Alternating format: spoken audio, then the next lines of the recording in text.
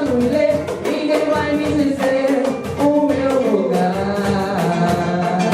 Sou Zezé, sou Leci, Mercedes Batista. Bem-vindas e bem-vindos, bem-vindas também. Meu nome é Karina Vance, eu sou diretora executiva do ISAGS. O ISAGS é o Instituto Sul-Americano de Governo em Saúde. E nós estamos aqui, bem-vindos, estamos aqui continuando com o que nós começamos há uns anos, os debates, os diálogos do Sul. Nós trabalhamos em acompanhar o trabalho dos países no campo da saúde. Mas os diálogos é uma aposta por ter um trabalho mais perto do que está acontecendo aqui no Rio de Janeiro. Queremos fazer um trabalho mais perto das pessoas. E vamos ter o diálogo hoje sobre gênero e poder. E assim como fizemos já no passado, em outras oportunidades, o dia de hoje temos o prazer de poder apresentar também e convidar a banda Filhas de Maria. Como ela disse, nós somos a banda Filhas de Maria. Nossa banda nasceu num sarau, a Baiomi, num sarau que se chama Sarau Baiomi de Mulheres, que fica aqui no centro do Rio também, mais precisamente no Largo São Francisco da Prainha. Na verdade, nossa banda nasceu por conta do assassinato de Marielle. Nós íamos fazer, a Marielle ia se apresentar numa roda de conversa que a gente ia fazer nesse sarau, e na semana do sarau foi o que aconteceu com ela, e aí a gente se juntou para fazer música. Na verdade, a gente já fazia música, cada uma um pouquinho da sua forma, nós não éramos unidas, e aí a gente se uniu por conta dessa fatalidade. Nosso sarau é um sarau de resistência. A gente apoia as mulheres negras, homossexuais. E essa é a nossa música. O que a gente passa para as pessoas é resistência. A gente fala sobre violência à mulher. E é isso.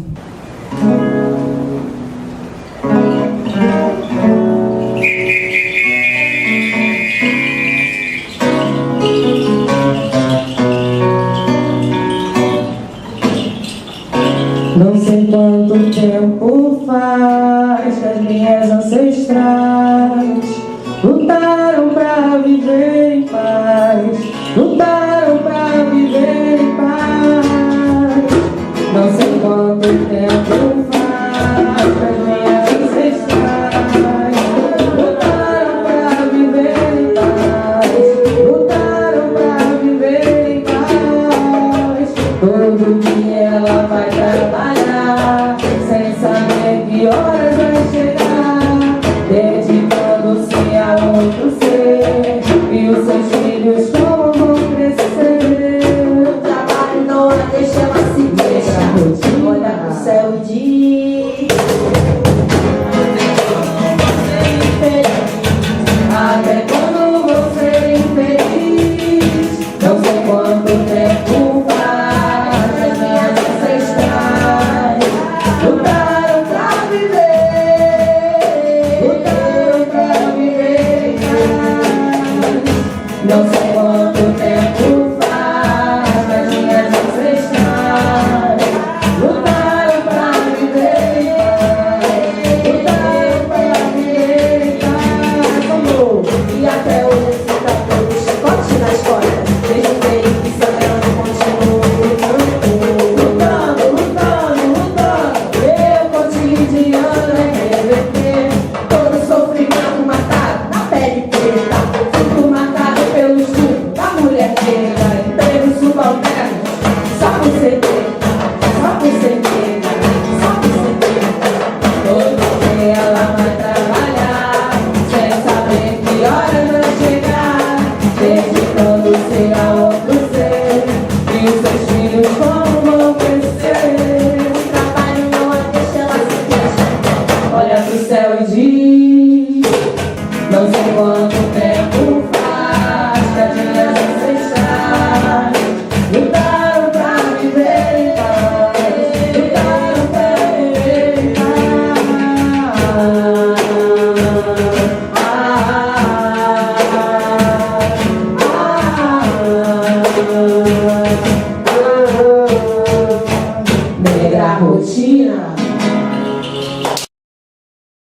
eu espero que todos tenham gostado da apresentação da Banda Filhas de Maria, e acho que tem uma relação com o que estamos propondo como a fala para o dia de hoje, gênero e poder, a necessidade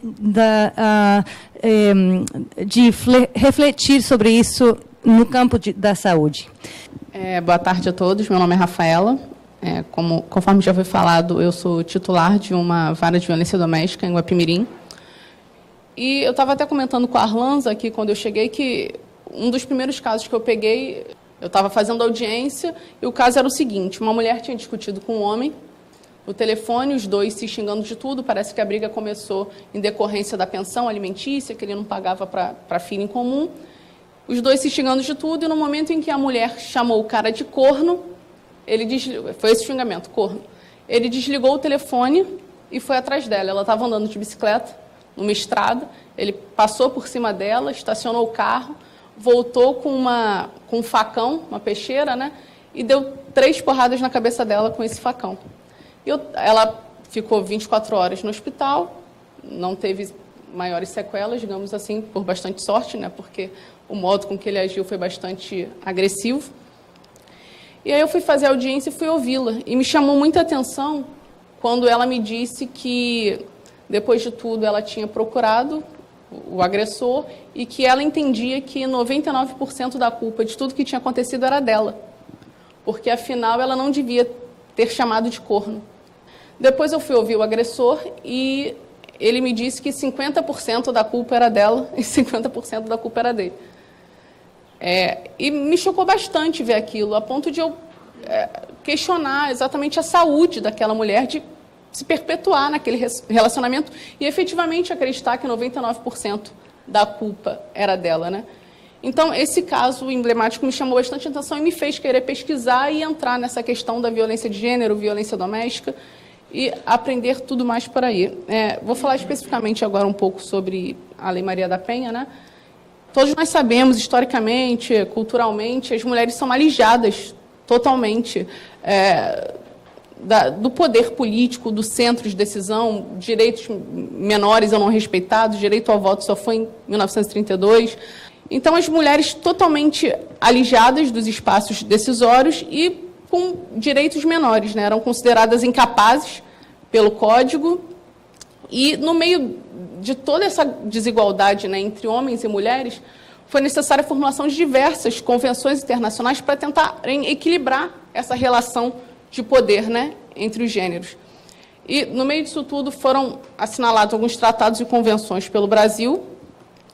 Teve a Convenção para a Eliminação de Todas as Formas de Discriminação contra a Mulher, de 1979, Convenção Interamericana para Prevenir, Punir e Erradicar a Violência contra a Mulher, de 1994, só que, não obstante a assinatura desses tratados e tudo pelo Brasil, um pouco depois da edição deles, a gente não tinha exatamente normas que protegessem a mulher contra a violência de gênero. A Lei Maria da Penha só vem em 2006, em decorrência de uma condenação do Estado brasileiro que não tinha combatido exatamente da melhor forma, digamos assim, né, de forma eficaz, a violência que a Maria da Penha tinha sofrido por parte de seu marido.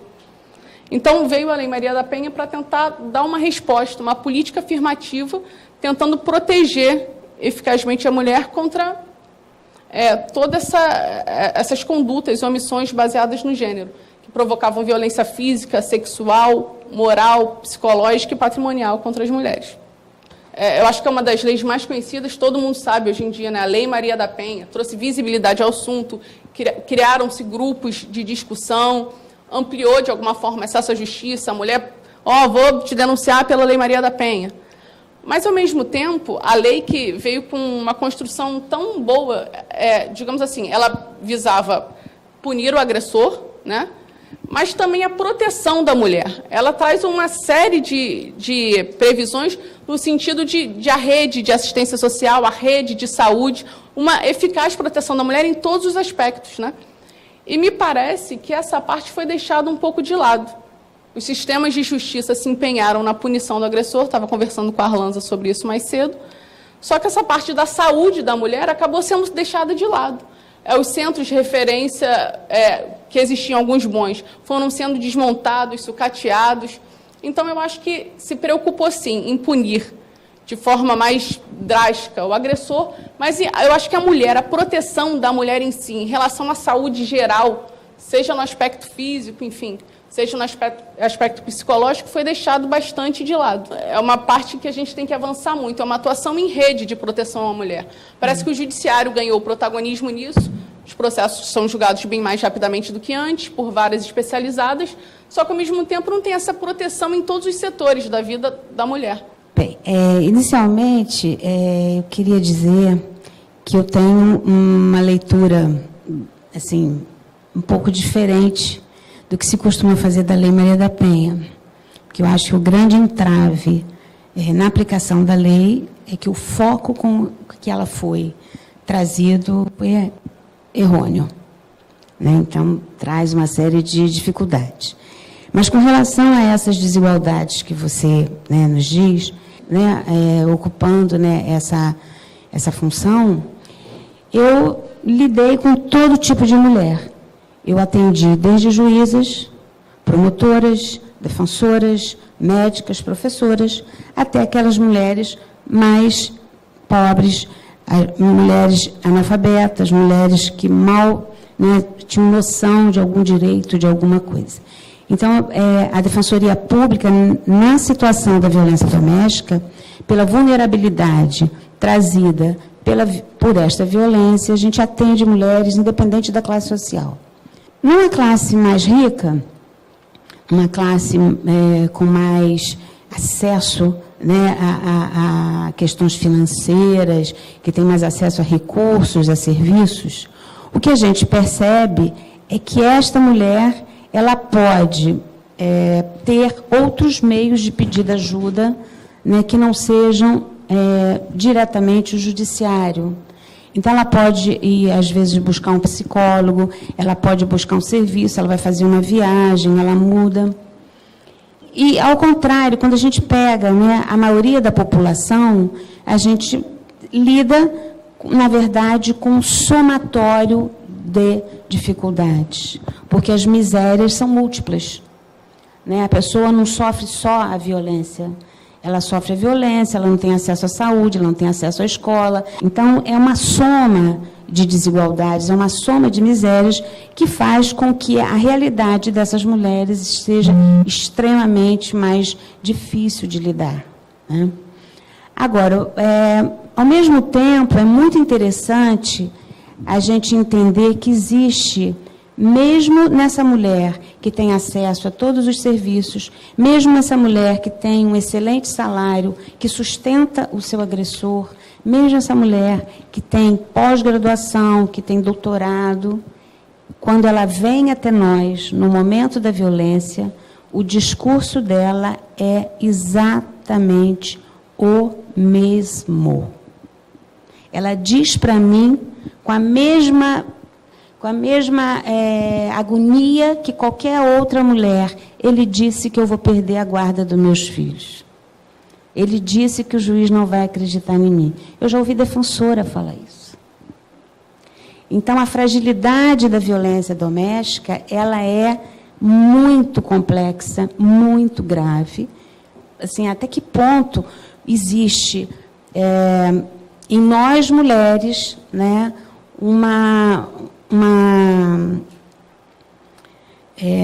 eu não sei dizer assim, um sentimento, né, que nos traz e que nos leva, de alguma maneira, a permanecer nessa violência, nesse ciclo de violência, porque a gente trata de ciclo de violência, né, não é um dia, são anos vivendo isso, perdoando, arrumando desculpa, né, dando um jeitinho, não querendo denunciar, né, é uma coisa extremamente complexa. E o quanto isso nos influencia, qualquer que seja a classe social. Mas, evidentemente, que a maioria da população sofre porque só passa por todas as iniquidades que você, né, havia comentado de início. Acho que a primeira coisa que precisa ficar claro na nossa sociedade é que o machismo, ele existe, ele é real, ele mata. O racismo existe, ele é real e ele mata. E as desigualdades sociais no nosso país, elas são fruto de uma ideia de uma democracia racial que faz com que todas as situações e a nossa vida em sociedade possa ser desvalorizada. Eu acho que machismo e racismo andam muito juntos no Brasil. E a gente tem que lembrar que quando a mulher negra ela fala sobre a solidão que ela vive, e ela destaca a necessidade de nós pensarmos isso, e, ao mesmo tempo, a branquitude não se percebe ao olhar diante disso e ver o seu espaço e falar assim para você, mas racismo no Brasil existe? É porque essa fala vai demonstrar muito do que está colocado dentro do senso comum, que as realidades são democráticas. Elas não são democráticas. E aí eu vou passar um pouquinho do racismo, do machismo, para um outro ataque, o poder médico. Esse é um outro poder que a gente não pode deixar de lembrar, que ele está destacado diante tanto da mulher negra, quanto da mulher branca quando vai ter a luz, mas muito mais diante da mulher negra. Está destacado também na questão da construção do gênero. A verdade do gênero é que a mulher é inferior. Isso está dado na sociedade, que a mulher é inferior. Então, toda a opressão que ela puder sofrer, ela sofrerá. E aí, eu sou uma pessoa transexual e intersexo. E aí eu acho que eu preciso pontuar duas coisas importantes diante disso. Primeiro, a violência de gênero e o poder médico estão casados no momento do nascimento de uma criança. E não é só diante daquela mulher que está dando à luz, mas é também diante daquela criança. Porque no meu caso, eu sou uma pessoa que nasceu vista diante da medicina como uma criança que não sabia decidir o gênero. Eu nasci com uma genitália ambígua e os médicos disseram para minha mãe, quando ela estava ali na cama, ou sendo cirurgiada, sua criança nasceu. Depois disso, a minha mãe passou 3 dias sedada. Por quê? Porque foram fazer uma investigação para descobrir qual era o meu sexo. A questão do gênero ela é bem interessante, porque você coloca um corpo, e aí você submete esse corpo ao poder médico, que vai dizer o que é e o que não é, e vai dizer também o que é funcional e o que não é funcional. Então, diante de mim, eu tinha um cromossomo XY, que diante da sociedade e da medicina, XY é masculino. Ok. Só que havia um probleminha no meu caso. E aí é a fala da endossexualidade. Porque são essas pessoas que são cirurgiadas, operadas, elas não têm a mínima noção do que está acontecendo. E, diante do meu corpo, visto que o médico olhou para o meu pênis, meu micropênis, e disse assim, então, você tem 7 meses, mas o seu pênis mede 1 centímetro. Você não será um homem funcional. Então, por isso, nós vamos fazer o quê? Vamos colocar você para o feminino. Então, eu fui operado para o feminino aos 7 meses. Sem consentimento meu, a minha mãe e meu pai, atordoados, porque é o primeiro filho, não tinha a mínima noção do que iam fazer. E, diante disso, o poder médico é tão grande que você segue uma trilha, que eu chamo de trilha de segredo e de silêncio. Porque eu só fui descobrir a minha intersexualidade por acaso. Porque a minha mãe, quando eu tinha 14 anos, ela pediu uma carta para o médico dizendo qual era o meu problema e como poderia, né, para ela saber e tal, para conversar com outro médico quando eu fosse mais adulto. E aí essa carta ficou escondida. E quando eu terminei o meu mestrado em 2015, foi pedido para que eu levasse alguns documentos para lá. E no meio desses documentos, enquanto eu estava procurando, encontrei uma carta que dizia que eu era uma pessoa que tinha sido não operada, mas dizia que eu estava tomando estrogênio desde os 10 anos de idade, e dizia, além disso, que eu era portador de insensibilidade parcial androgênica, um dos 40 estados da intersexualidade. E aí, para fechar, que acesso tem a população trans e intersexo à saúde?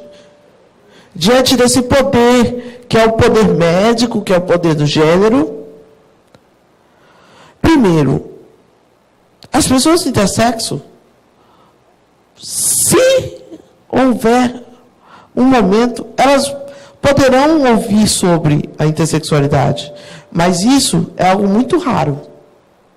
Os médicos não têm coragem de falar sobre o assunto. A nossa sociedade não fala sobre gênero e sexualidade em todos os espaços. E dentro da medicina, a gente pode falar que isso é um tabu. Porque eu passei a minha infância, a minha adolescência e juventude tentando me encontrar. Mas faltava uma peça, que era a peça do gênero. Diante da população trans, o que eu percebo hoje como pessoa trans masculina é que, diante do Estado, quando o Estado te dá uma política, né, te fala, olha, então agora, a partir de agora, você vai ter o seu nome retificado, você vai poder ter o teu gênero retificado, mas tem um problema. E quando o Amiel for retificado, ele chega lá e quer ser atendido por um geneticista. Não um geneticista, um ginecologista. Ué, mas está aqui masculino. Quer dizer, você tem a garantia da retificação, mas você não tem o acesso à saúde depois dela. Que dificuldade. Obrigada a todos e todas e todos que estão aqui hoje. É um prazer estar nesse bate-papo, nessa conversa.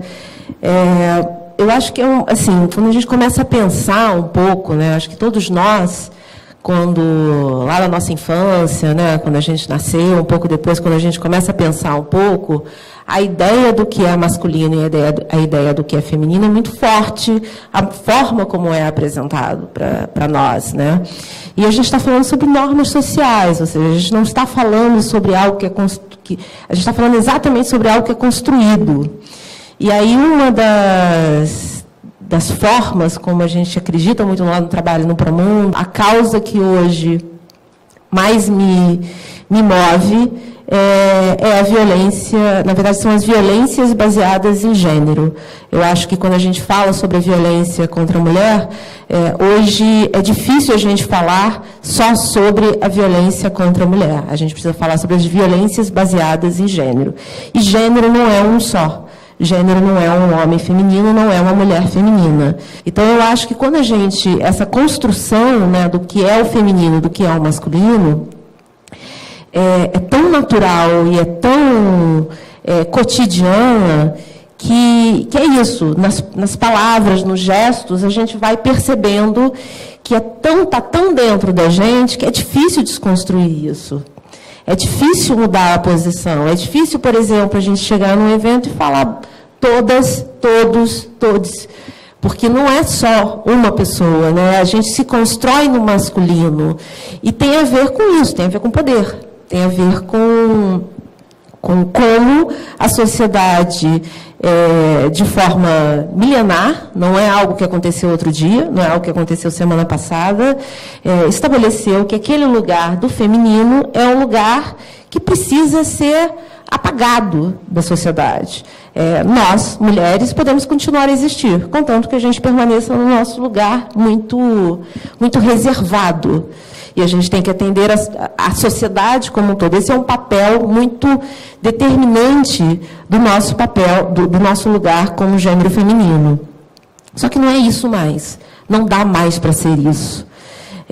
Eu acho que a trajetória da história e dessa sociedade, aí falando especificamente sobre o Brasil, demonstra que não cabemos mais dentro dessa caixa. Isso não nos reflete mais. E o retorno disso se sempre já fomos mortas e assassinadas, isso continua acontecendo numa escala frequente. Isso continua acontecendo numa escala que, se a gente inclui a população trans, aumenta muito mais. Estamos falando de violências baseadas em gênero. Mas é importante que políticas públicas sejam e tenham sido criadas para a proteção da mulher. Durante séculos, isso não aconteceu. Então, ter isso hoje é muito importante. E aí eu acho que vocês tocaram em alguns pontos, né, sobre raça, sobre etnia, que tem... Assim, se a gente for olhar, ou seja, a maior parte da população do Brasil é de mulheres. E a maior parte da população do Brasil é de mulheres negras. Então, o Brasil é realmente uma mulher negra.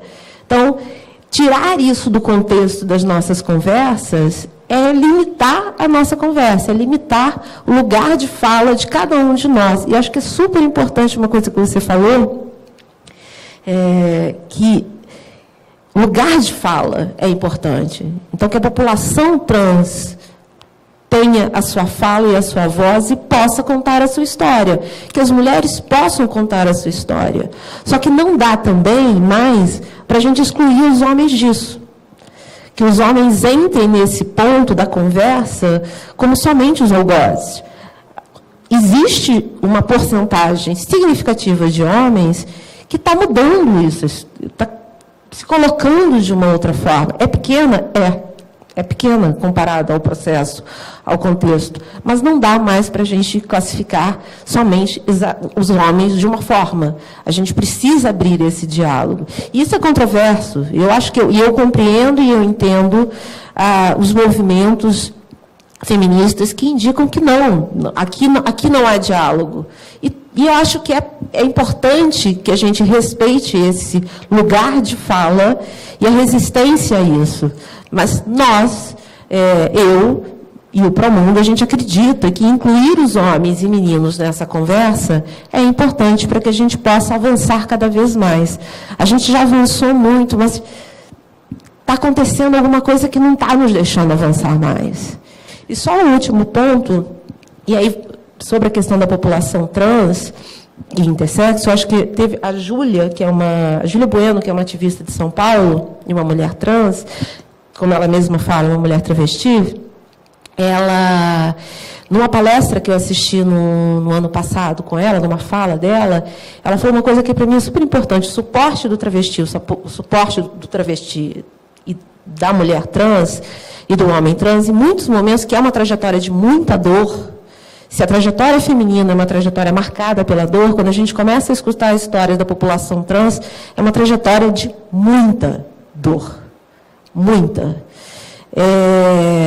O suporte dessa população está em dois lugares: ou no cafetão, ou em quem fornece a droga. Porque a política pública não foi feita para essa população. Foi exatamente o que você disse. Se chega uma mulher trans, ou se chega e que no seu documento está lá, eu sou uma mulher, mas o órgão sexual dela ainda é um órgão sexual masculino, e ela precisa ser atendida por um urologista, o Estado não sabe o que fazer. E aí a gente olha que existem inúmeras organizações da sociedade civil que não estão dando conta disso, mas que estão fazendo o seu trabalho, que buscam cada vez mais centros de orientação, centros de trabalho, centros de atendimento a toda a população que não está sendo olhada e protegida pelo Estado. Então, acho que tem um desafio aqui, que é olhar a saúde como um dos elementos que compõem essa sociedade. Mas se a gente não pensar em direitos, e direitos englobam direito à saúde, direito à educação, direito à segurança pública, direito à mobilidade urbana, direito ao acesso, eu não sei de que sociedade a gente está querendo construir, eu não sei que país a gente está querendo construir, principalmente na situação política atual do nosso país, do nosso Estado e do nosso município. Eu queria chamar aqui a atenção que a Lei Maria da Penha, quando ela surgiu com uma ideia, trazendo também por base a ideia de saúde, no sentido dessa saúde integral, que é física, que é psicológica, que é social. E ela traz, né, é uma lei de proteção às mulheres, e que até hoje ela não é implementada porque ela só é lida como uma lei criminal. Na verdade, o que eu queria complementar aqui é a necessidade que a gente tem de fazer com que a lei seja implementada naquilo que ela tem de educação, de discussão, que é exatamente isso que a gente está falando aqui. A sociedade precisa conversar, precisa rever, né, seus conceitos, seus costumes, suas atitudes, né? Ela precisa reverter uma situação. E, exatamente por só aplicar a ideia da punição, a Lei Maria da Penha ela é muito ingrata, principalmente quando fala-se da população negra. Por quê? Porque as mulheres negras da periferia, elas não têm acesso ao judiciário, ou quando tem muito pouco. Quando dizem, né, na televisão, por exemplo, ou nas campanhas, denuncie, a gente está mandando essa mulher negra ir a uma delegacia. Ir a uma delegacia para uma mulher negra periférica significa dizer entrar na casa do inimigo, porque é a polícia que mata o filho dela, que mata o marido dela, que dá tapa na cara dela, que abusa, que rouba o dinheiro da casa dela. A criminalização é uma consequência de uma ação, de uma grande política pública de desconstrução, que é o que a gente precisa.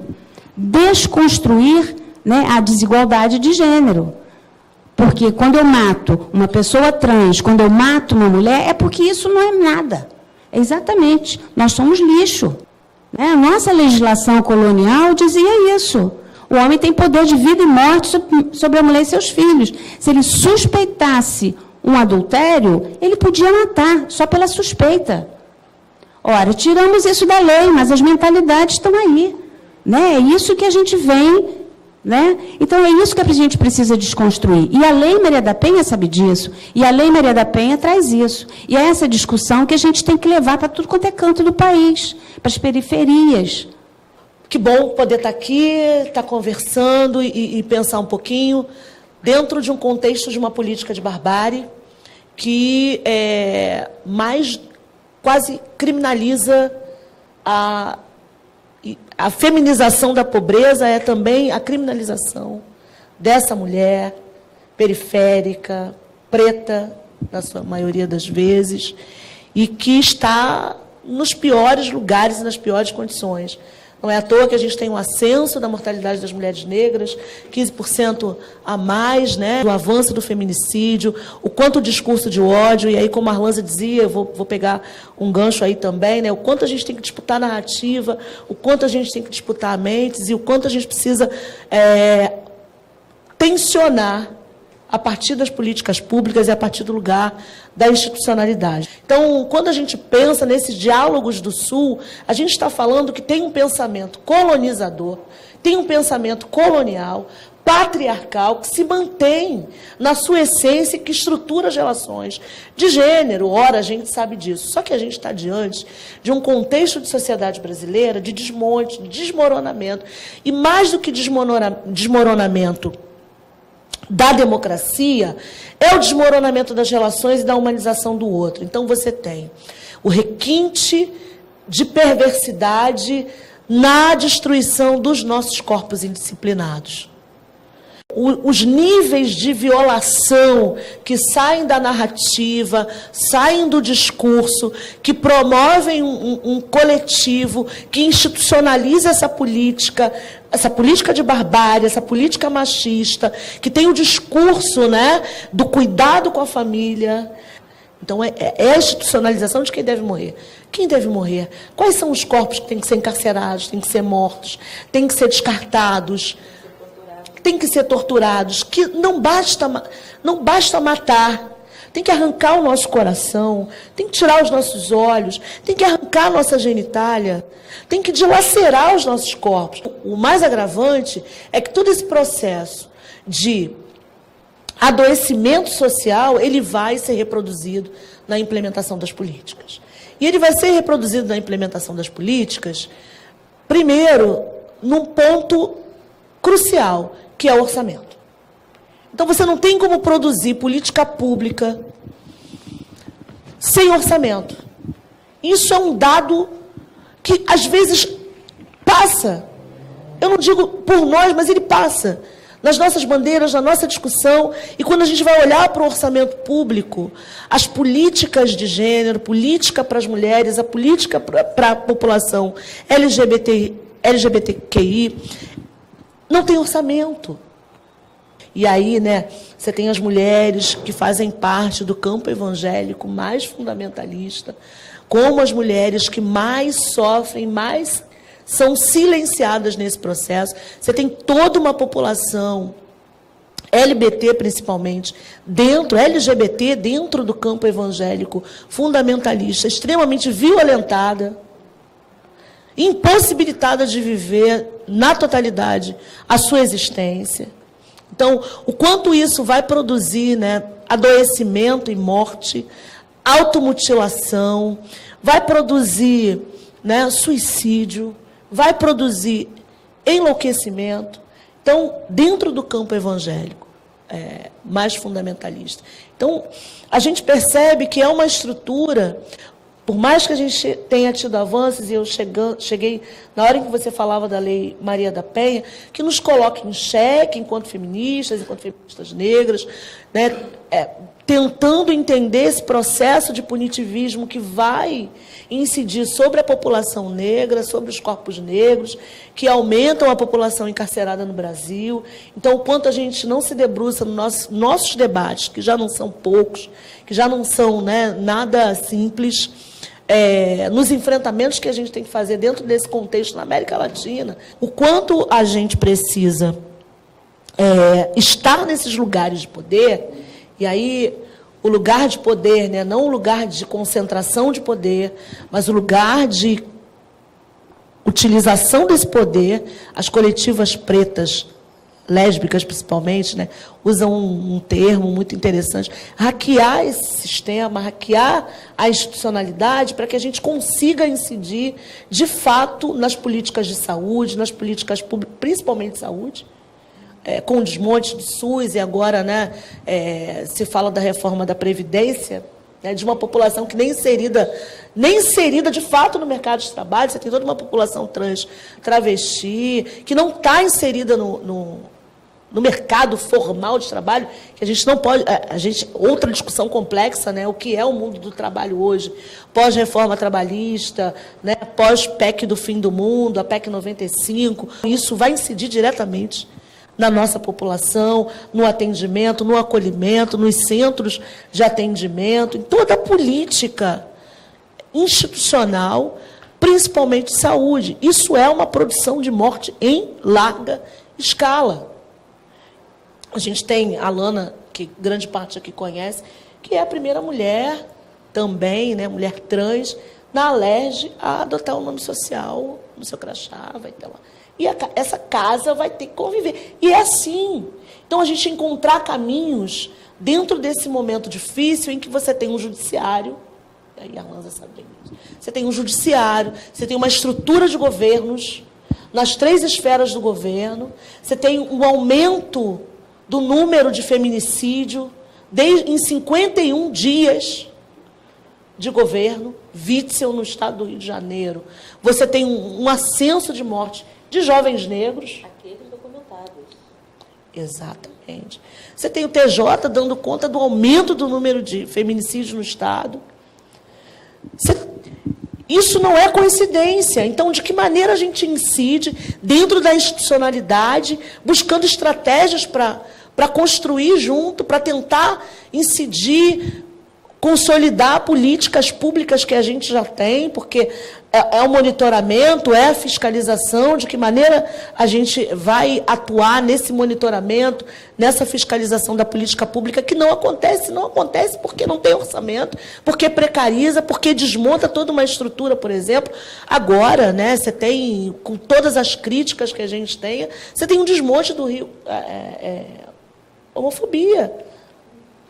Então, você tem todo um desmonte do projeto no Rio de Janeiro, de luta contra a homofobia, lesbofobia, transfobia. Nessa relação da institucionalidade, a responsabilidade ela é coletiva.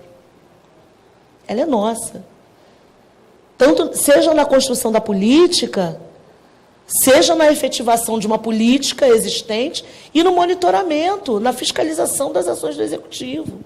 Seja falando no plenário, seja atuando no monitoramento, indo às unidades de saúde, por exemplo, indo aos centros de acolhimento, que estão desmontados, e aí o discurso de um Rio em crise, fiscal e econômica, a gente não vai fazer porque a gente não tem dinheiro. Não está inserido no orçamento porque o Rio de Janeiro não tem dinheiro. Então, você isenta 140 milhões de empresas, você não tem política para a população LGBTQI, você não tem dinheiro para política para as mulheres. Então, o quanto essa estratégia ela precisa ser coletiva na construção de indicadores para que a gente possa ter nitidez de onde a gente vai atuar, onde a gente vai incidir, onde a gente vai com mais pressão no parlamento e também atuando na produção de política pública, de projetos de lei, porque projeto de lei a gente tem para caramba. A gente tem um monte de projeto de lei, a gente tem um monte de ações que precisam ser efetivadas e que não são. Então, enquanto a gente cria estratégias juntos de incidência na institucionalidade, e aí, para finalizar, pelo menos por agora, a gente tem discutido muito na própria conformação do nosso mandato e na formação, na sensibilização, porque não basta só a gente ter alguém que venha de uma militância, que seja mulher, que seja negra, né, que tenha uma experiência de vida, mas o contexto dos mandatos, eles precisam estar sensibilizados. A gente não tem todos os mandatos de esquerda com essa população específica inseridas, nem mulheres negras. Então, a própria conformação dos mandatos, para além da atuação política efetiva, de produção de projetos de lei, de audiências públicas, de debates públicos, de frentes parlamentares, de frentes de visibilidade, de campanhas, a própria conformação do mandato fala da política. Para mim, pessoalmente e politicamente, foi muito difícil a morte da Marielle, o assassinato, a execução da Marielle, que ainda continua sem solução até hoje, mas, ao mesmo tempo, eu comecei a perceber, e na verdade, para mim, isso é uma posição que eu também levo no meu trabalho no Promundo e no meu trabalho como cidadã, de que a gente precisou se unir. A gente precisou falar e ter uma voz única. Eu acho que as dissidências e a forma como cada uma das organizações, pessoas, indivíduos, ativistas, traziam suas causas, e era, não é minha causa, a sua causa, separa um pouco para lá, não vamos falar daquilo, eu estou aqui, eu estou ali. Chegou aquele ponto e falou assim, não dá mais, a gente precisa falar junto. Aquela história de ninguém solta a mão de ninguém, isso tem um sentido, isso tem uma força. E eu percebo isso cada vez mais nas organizações, nas conversas, nos projetos, nas iniciativas que eu participo, de que não dá mais para falar sozinho. Ou a gente fala junto, ou a gente segue junto, ou a gente vai morrer. Quando eu vou nas minhas falas, nas minhas apresentações, uma coisa que que nas minhas conversas com parceiros olha, eu entendo o seu lado, eu entendo, mas eu não estou aqui mais para discutir, para aceitar determinadas coisas. Ou você transforma comigo, ou os seus filhos, os seus netos, eles não vão herdar essa sociedade, porque ela vai ruir. Então, está na hora da gente transformar, está na hora da gente mudar. E eu acho que isso, cada vez mais, integrar saúde, integrar educação, integrar segurança pública, integrar a população como um todo, e a gente ter uma política respeitando as diferenças e respeitando a construção individual de cada um, é a forma da gente conseguir chegar em algum ponto. Assim, o que eu queria consignar é que a gente está num momento muito difícil, né? Então, acho que a mensagem é a seguinte: é uma defesa permanente dos direitos humanos contra todos esses retrocessos que estão sendo impostos em relação a todas as minorias, né? Em relação às mulheres, por exemplo, tem a piora na Previdência, a todos, a Previdência, mas especificamente as mulheres, a piora na Previdência.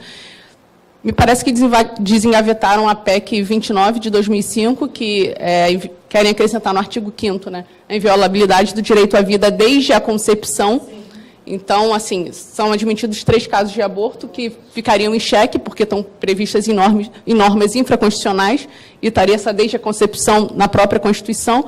Então, é um momento difícil que a gente tem que ficar sempre alerta para lutar contra isso. E aí, eu acho a importância do Judiciário nesse papel contra-majoritário de defesa das minorias, né? Eu vi a foto do ministro Celso de Mello, e acho que ele consignou bem isso, a importância desse papel do Judiciário na defesa das minorias que estão sofrendo, creio eu, mais ataques do que nunca. E voltando um pouco sobre a igualdade de gênero, acho que não haverá igualdade de gênero enquanto a gente não brigar pela paridade na representação política. Porque os homens estão lá fazendo todas as leis, os homens brancos, héteros, ricos, estão lá fazendo as leis que acabam governando e regendo a vida de todas as minorias. Então, a gente tem que brigar para preencher e ocupar esses espaços de poder.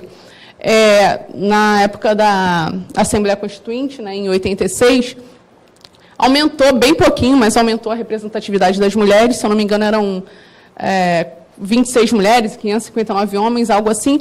Mas, mesmo assim, quando as mulheres preencheram um pouquinho, elas ficaram restritas a algumas temáticas. Da família, da criança, nas estruturas de poder mesmo, elas não entraram. Por quê? Porque os líderes partidários eram homens, que indicavam homens para as questões estruturais do Estado, para o poder, para a decisão. Então, eu acho que não haverá igualdade de gênero enquanto a gente não brigar para ocupar esses espaços de poder, enquanto a gente não puder falar o que a gente quer dos nossos corpos. Né? E só para abordar um pouco a questão da transexualidade, tem 2 projetos de lei que visam incorporar na Lei Maria da Penha expressamente essa proteção à mulher transexual, né, no âmbito da violência doméstica.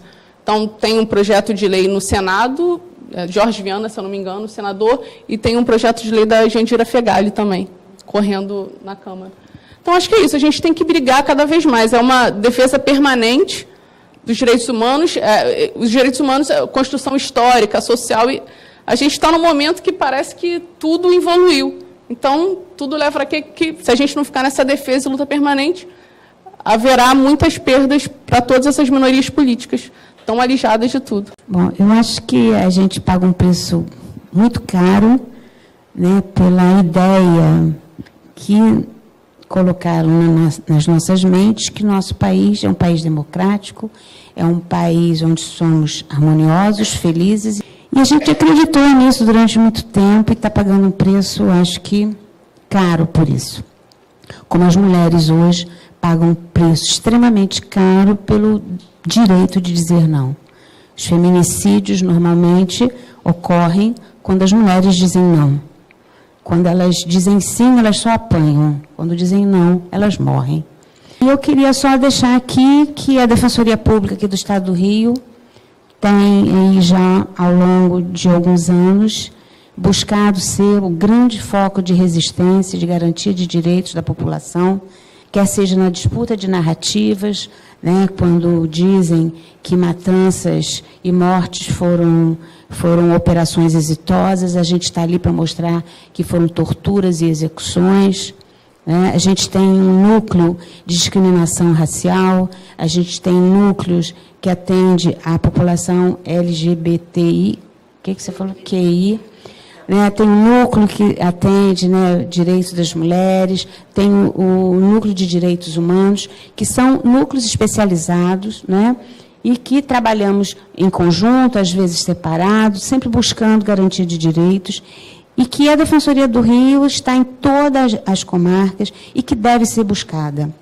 A instituição ela só vai se fortalecer na medida em que a população buscá-la e também fortalecê-la.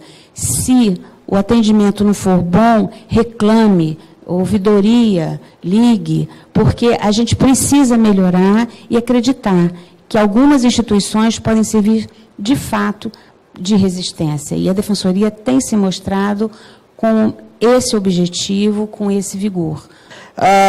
O Brasil, o ano passado, apesar de tudo que nós tivemos no nosso campo político sempre complicado, nós tivemos 52 candidaturas de pessoas trans no Brasil. A gente não pode esquecer disso. Nós tivemos um homem trans candidato aqui no Rio de Janeiro, isso é importante lembrar. Dessas 52 candidaturas, nós temos 2 co-deputadas, uma em Recife, se não me engano, a Robeu C., e a Érica Malunguinho em São Paulo, e a Érica Hilton como co-deputada também, né? Então, assim, a cisgeneridade esteve sempre no poder, né? A cisgeneridade sempre branca, hétero, e sempre com seus privilégios e ideias para exterminar outros. Mas nós, como população trans e intersexo, porque precisamos também ter a população intersexo nos espaços de poder, porque nós temos no Brasil 2 leis que foram, 2 projetos de leis colocados para a questão de proibir a cirurgia mutiladora em pessoas intersexos na infância, e elas continuam paradas no Senado Federal, né? E a gente tem problemas nesse sentido, né? Como que a gente vai poder pensar na violência de gênero só para pessoas adultas e esquecemos da violência de gênero que passam essas crianças intersexos, né? A gente não pode esquecer que a intersexualidade ela é invisível. A gente tem 1 a cada 2.000 nascimentos são de pessoas intersexo. E pelo menos nós temos no Brasil um dado de 300.000 pessoas intersexo no Brasil. Não é um número pequeno. Como é que nós vamos atender essa população? Disputar orçamento e Constituição e Justiça não é pequena coisa. Está dizendo muito da política que quer ser implementada nesse Estado. De quem vai disputar orçamento, de quem vai levar a maior parte do orçamento, de quem vai disputar as emendas impositivas, por exemplo. Então, o quanto a gente precisa de mais representatividade, o quanto a gente precisa ocupar, tensionar, ocupar esses espaços, mudar a relação dos partidos, na questão do fundo partidário, na presença, né, dessa diversidade. Boa noite, gente. Sou John Mesquita, sou homem trans na Zona Oeste, daqui do Rio. E a minha pergunta é sobre a questão do aborto para a população de homens trans e transmasculinos que sofrem estupros corretivos, e também a questão das maternidades, né, não aceitar essa população de homens trans e transmasculinos que optam por gestar essa criança, né? E sobre essa retificação de prenome e gênero, como que a gente tem tanta dificuldade de acessar a saúde e como ficaria esse acesso também em maternidade. E, inclusive, na Zona Oeste existe um hospital chamado Hospital da Mulher, e tivemos um caso de um homem trans que engravidou, e esse hospital não aceitaram esse corpo trans, de homem trans, por conta da sua retificação, e por ser um homem trans negro, ainda tem o tabu, né, na saúde de achar que esse corpo preto é um corpo resistente à dor, e é um corpo que resiste também a questão de não ter anestesia para na hora de ter o parto, e colocaram ele em outro hospital. Ele ficou em cerca de 12 horas sofrendo aquela situação toda de parto, né, que já estava entrando em preparo de parto. E como que fica a visão de vocês sobre isso? Em 2016, tivemos 144 casos no Brasil, né, de transfobia. Em 2017, 185 e 2018, 150 casos de transfobia, né? Isso daqui, esses dados, totalmente crime de ódio, porque não é um tiro, é arrancando o pescoço, é arrancando o coração e congelando, como que a gente vê aí. São crimes de facadas. E como que vocês, a banca está pensando sobre a criminalização e colocar essa criminalização como forma de racismo também? O ponto que coloca a Mônica é uma das minhas questões que vem perseguindo, né? É o orçamento público, como que está cooptado pelos interesses capitalistas, como que é a militarização do Rio, vai queimando o capital, como que tudo vai sendo funcional e que a metade do orçamento público dos nossos países latino-americanos está cooptado por isso. Então, a minha pergunta para colocar é como todos os nossos movimentos dialogam com o horizonte anticapitalista. Queria alguma pronunciação ao respeito. É uma sociedade que aceita, que aplaude, né, que assiste alguém morrer tendo um corpo sendo usado como ferramenta de sufocamento e morte, de suplício. E esse vídeo, ele é replicado. Quando alguém filma, né, prefere filmar o corpo de uma pessoa em chamas e não ajudar a salvar outra que está presa nas ferragens de um caminhão. Então, isso diz de uma sociedade que é violenta, de uma sociabilidade violenta, de uma relação que é violenta no seu dia a dia. Então, que rejeita a presença. Isso está manifestado na violência obstétrica, do não entendimento de que uma mulher trans, ela precisa usar o urologista, que um homem trans ele vai ao ginecologista. Então, a gente precisa usar da institucionalidade para tentar efetivar essa política. E isso é no coletivo. Essa resistência, ela começa no coração, na alma, na resistência das pessoas, do dia a dia, da vida real, na relação cotidiana. Então, mais do que por força de lei, de portaria, de uma resolução, e aí eu volto e repito, a disputa da narrativa, a disputa das mentes e corações, porque é aí que a gente vai ganhar. Então, produzindo visibilidade, num momento difícil, porque é na escola que essa disputa de narrativa se dá. E não é à toa que a gente tem um processo de involução e retrocesso com a escola sem partido, ou escola com mordaça, né? Com menina veste rosa e menino veste azul. Então, para que esse projeto de sociedade mais igual, né, mais diversa, mais tolerante, com mais empatia, a escola, né, como um lugar de controle, um aparelho ideológico, mas um lugar importante na socialização, e que agora, por exemplo, no Rio de Janeiro, você vai diminuir a hora-aula, você vai diminuir a hora de socialização, que é o recreio. A hora do recreio, que é a hora de socializar, de olhar para o gordinho, olhar para a pretinha, para o pretinho, de olhar para aquele amiguinho, aquela amiguinha que é diferente. É o momento da socialização que está sendo diminuído. Isso não é à toa, isso não é porque se tem menos profissional, isso não é porque a escola está sucateada. Isso é um elemento que vai incidir diretamente nessa produção de uma sociedade completamente intolerante, e mais do que intolerante, extremamente violenta. O quanto essa sociedade violenta, excludente, abaliza essa política de barbárie que institucionaliza isso que a gente falava que era tosco, que era engraçado por vezes, não digo nem engraçado, mas era cômico, né? Era risível. E isso hoje está na LERJ, subindo na tribuna e falando sandices, falando absurdos, atrocidades. Gente, é violento.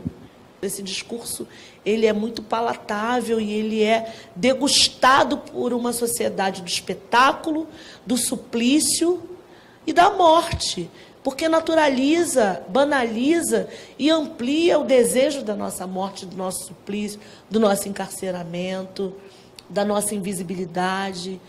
Estamos falando aqui da questão de saúde, né? Não é só o Ministério da Saúde, que muitas vezes a gente coloca como espaço, né, para discutirmos as coisas. Mas os conselhos de medicina são um espaço que nós precisamos entrar.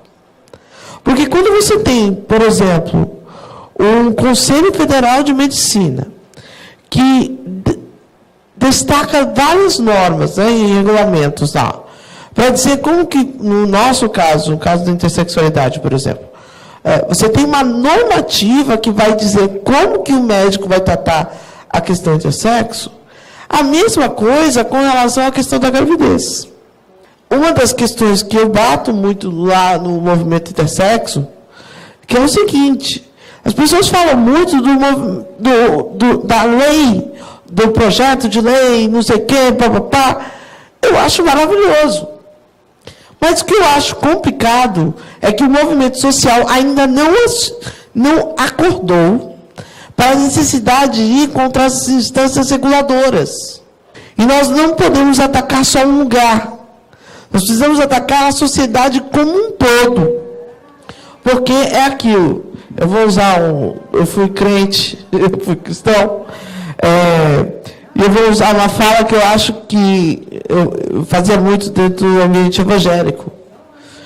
Se fala muito de rodear o Jericó só 7 dias. O muro cai e acabou. Não é isso. Você tem que rodear a Jericó de todos os dias. E a nossa Jericó é a nossa sociedade heterossexual que mata preto, pobre, favelado, trans e intersexo e não está nem aí. Essa é a nossa Jericó. Se nós não enfrentarmos essa Jericó hoje, vamos continuar, vemos mortes por aí acontecendo. É isso.